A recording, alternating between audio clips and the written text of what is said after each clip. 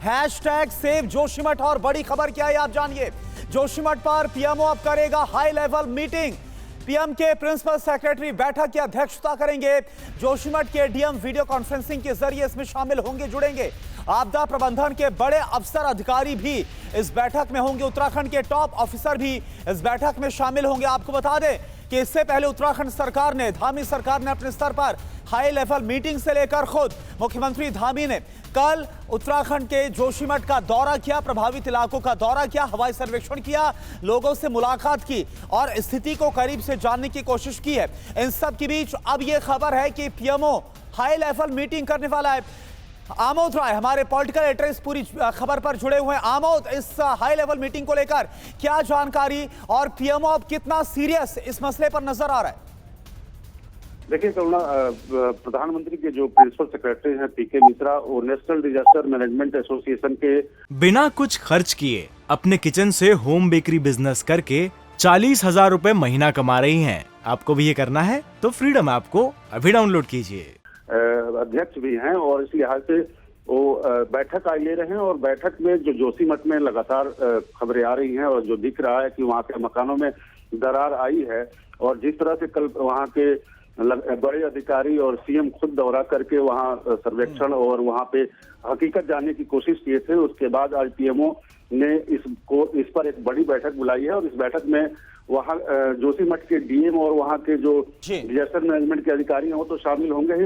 उत्तराखंड के जो disaster management के बड़े अधिकारी हैं चीफ सेक्रेटरी के अलावा, इन सबको इस बैठक में रखा गया है। और कैसे वहाँ के लोगों को रिहेबिलिटेट किया जाए, कैसे वहाँ पे आगे की स्थिति को सुधार किया जा सकता है, इन तमाम विषयों पे आज चर्चा इस बैठक में दोपहर में जो होनी है उसमें की जाएगी। बिल्कुल, तो पीएमओ ने बेहद ही गंभीरता के साथ इस पूरे मसले को लिया है। प्रधान सचिव से लेकर कैबिनेट सचिव और खुद जो डीएम है जोशीमठ से, वो लाइव जुड़ेंगे वीडियो कॉन्फ्रेंसिंग के जरिए। अब कैसे बचाना है, क्या करना, इस पर बात होगी हाई लेवल मीटिंग। शुक्रिया अभी के लिए आपका आमोद, इस पूरी जानकारी के लिए। और अब चलिए, क्या हाल है अभी, क्या स्थिति है ग्राउंड जीरो पर जोशीमठ का हम सीधे रुख कर रहे हैं। वहां से इस वक्त हमारे दो संवाददाता विपिन चौबे और अभिजीत जुड़े हुए हैं। विपिन, मैं सबसे पहले आपके पास आ रहा हूं, कुछ लोग भी आपके पास खड़े हुए नजर आ रहे हैं। वहां के हालात दिखाइए, तस्वीरें दिखाइए, क्योंकि यह कहा जा रहा है कि हर गुजरते दिन के साथ, हर गुजरते वक्त के साथ दरारें बढ़ती जा रही हैं, खतरा बढ़ता जा रहा है।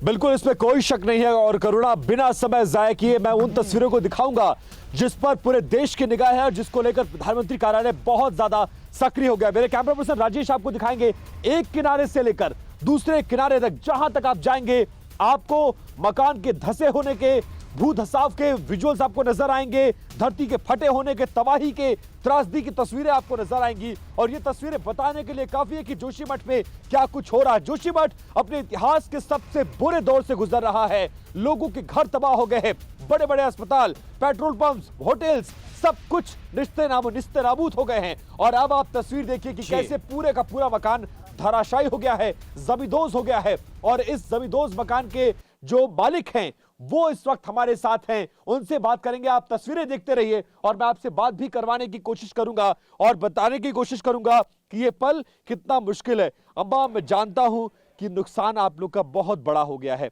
क्या हुआ था उस दिन, पूरा परिवार कहाँ था, क्या हुआ अचानक और कैसे इतना बड़ा नुकसान हो गया? बेटा थोड़ा हम इधर थोड़ा आ रहा था अगले दिन। हाँ। तो हमने बच्चों को थोड़ा इधर शिफ्ट कर दिया। हाँ। तब दूसरे तीसरे दिन में तो 2-3 तारीख से तो लगातार पूरा मेरा घर, पूरा खेत, घर बार कहीं रहने लायक ही नहीं है हम लोग। बहुत अच्छा।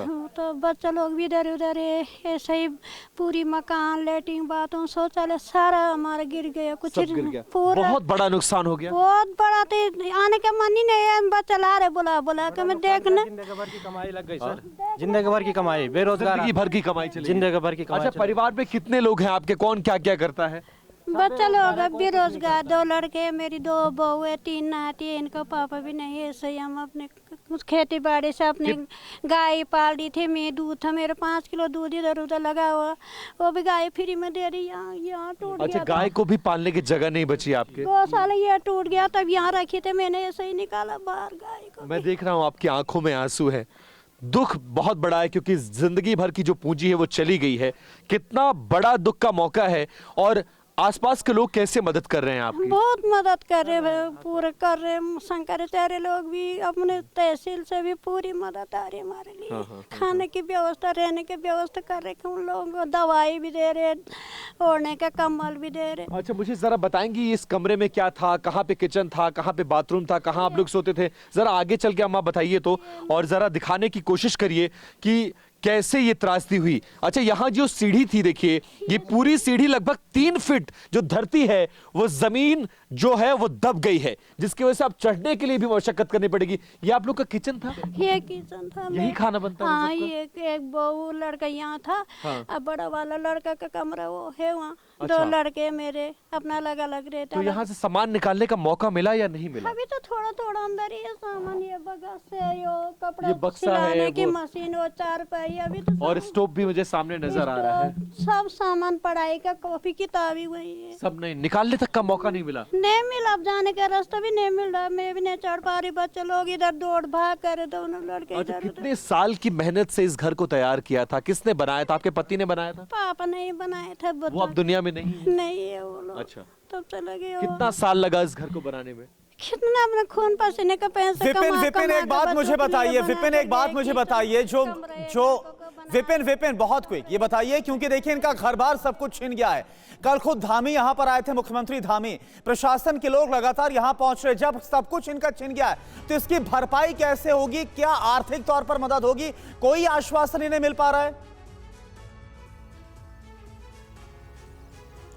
देखिए, परिवार के और भी लोग हैं, उनसे एक बार बात करने की कोशिश करते हैं। देखिए, दुख तो बड़ा है, ये पूरा देश आपका दुख देख रहा है। चलिए ठीक है, आप बात करिए, आप बात करें, मैं आपसे जानकारी लूंगा। लेकिन क्योंकि वक्त का मैं अभी विपिन, अभिजीत का भी हमें रुख करना है। अभिजीत ये बताइए कि हम देख रहे हैं नुकसान बहुत हो रहा है, और अब तो सिर्फ दरारें नहीं बल्कि घर के घर अब धराशायी हो रहे हैं, जमींदोज हो रहे हैं। कैसे इनकी मदद की जाएगी? क्या कोई अब आर्थिक मदद भी होगी, भरपाई होगी विस्थापन के साथ साथ?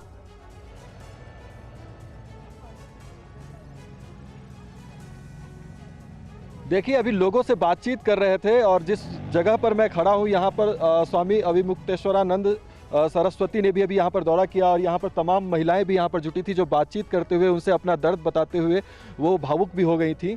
और उनका यही कहना है कि सरकार आए, मंत्री आए या मुख्यमंत्री आए, उन्होंने विजिट किया, लेकिन जिनका ज़्यादा नुकसान हो गया है उन्हें किसी भी तरह की आश्वासन के अलावा जो घोषणा होती है, मान लीजिए अगर किसी का मकान पूरी तरह से ध्वस्त हो गया है तो फौरी तौर पर भी एक घोषणा की जा सकती थी कि जिनके मकान पूरी तरह से ध्वस्त हुए हैं उनकी आर्थिक मदद क्या की जाएगी। वो घोषणा नहीं हुई, उससे निराश हैं वो लोग। और लोगों की यह भी शिकायत है कि बहुत जल्दीबाजी वाला दौरा था, मतलब अगर किसी मकान में गए तो 2 से ढाई मिनट के लिए गए और ज़्यादा लोगों के दर्द को नहीं सुने। कई बार क्या होता है कि आप किसी की बात सुन लेते हैं, दर्द सुन लेते हैं, उससे भी उनको बहुत राहत मिलती है। साथ साथ लोगों का कहना है कि उनके लिए जरूर वैकल्पिक व्यवस्थाएं की जा रही हैं जगह जगह पर, लेकिन पशु पालते हैं लोग। यहाँ पर हम आपको तस्वीरें दिखाएं कि लोग अपने पशुओं को खुले में छोड़ रहे हैं, क्योंकि गौशालाएं जो हैं वो गिर गई हैं। तो इस ठंड में भी पशुओं को बाहर छोड़ना पड़ रहा है। ये हालात और कल हम देख भी रहे थे अभिजीत, जब आप कुछ लोगों से बात कर रहे थे तो उनका दर्द ये भी था कि उनका तो विस्थापन हो रहा है, उन्हें अभी फौरी तौर पर कहीं पहुंचाया जा रहा है टेम्परेरी शेल्टर में, लेकिन उनके पशुओं का क्या होगा? वो जिन्हें उन्होंने पाल के रखा, उनका क्या होगा? उनके लिए चिंता भी थी, और आज वो खुले में रहने के लिए मजबूर है। बिना कुछ खर्च किए अपने किचन से होम बेकरी बिजनेस करके 40,000 रुपए महीना कमा रही हैं। आपको भी ये करना है तो फ्रीडम ऐप को अभी डाउनलोड कीजिए।